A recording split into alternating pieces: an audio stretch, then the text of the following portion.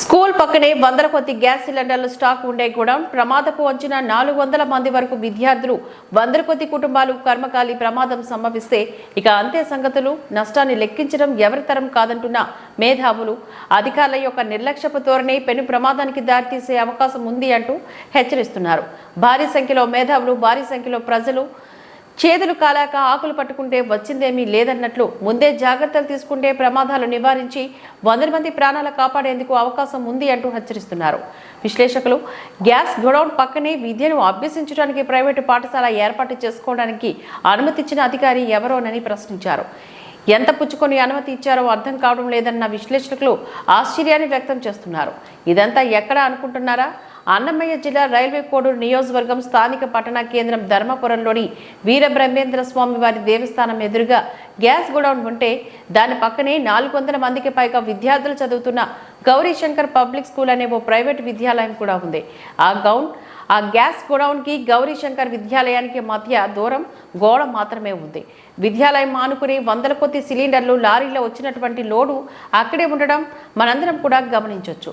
ఈ మధ్య కాలంలోనే కువైట్ నందు గ్యాస్ ప్రమాదం సంభవించి ఎంతో మంది ప్రాణాలు కోల్పోయిన సంఘటన మనందరికీ తెలిసిందే. అయితే అదే ప్రమాదం ఇక్కడ గాని సంభవిస్తే అక్కడ జరిగే నష్టాన్ని అంచనా వేయడం ఎవరి తరం కాదనే వార్తలు కూడా బలంగా వినబడుతున్నాయి. ఇంత ప్రమాదకరమైన స్థలంలోని విద్యాలయాన్ని ఏర్పాటు చేయడానికి ఉన్నతాధికారులు ఎందుకు అనుమతించారో, ఎంత మొత్తాల్లో పుచ్చుకొని అనుమతించారు అనేది ప్రశ్నార్థకంగా మారిందని చెప్పుకుంటున్నారు స్థానికులు సైతం. ఎన్నో సంవత్సరాల క్రితం పట్టణానికి దూరంగా గ్యాస్ గోడౌన్ ఏర్పాటు చేసుకున్నారు. గ్యాస్ గోడౌన్ పక్కనే ఇప్పుడు ఎన్నో కుటుంబాలు నివాసాలు ఉంటున్నాయి. అంతేకాకుండా 100 కొద్ది విద్యను అభ్యసించే విద్యార్థులుండే గౌరీశంకర్ విద్యాలయం కూడా గ్యాస్ గోడౌన్ పక్కనే ఏర్పాట్లు చేయబడింది. ఇదంతా ఒక ఎత్తు అయితే గత 6-7 సంవత్సరాల నుంచి బదిలీ లేకుండా తిష్ట వేసుకుని కూర్చున్న ఎంఈఓ రామయ్యకు ఎందుకు కనపడలేదన్నది అత్యంత ఆశ్చర్యకరమైన విషయమని చెప్పుకోవచ్చు. అంతేకాకుండా స్కూల్కి ఎదురుగా అంటువ్యాధులు ప్రబలం అవడానికి కారణమయ్యే చెత్త కుప్పలు కూడా ఎదురుగా ఉండడం మరో ముఖ్య విశేషం.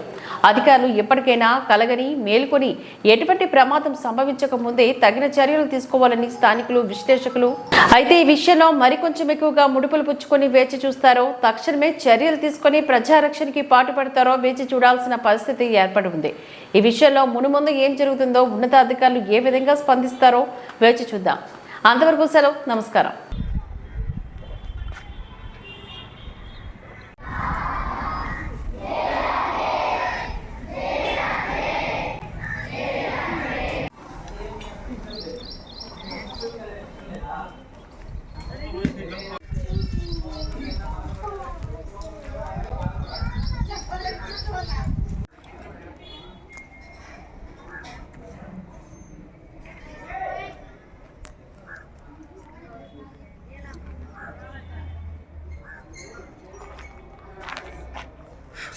గౌరీశంకర్ స్కూల్ పక్కదే కదా?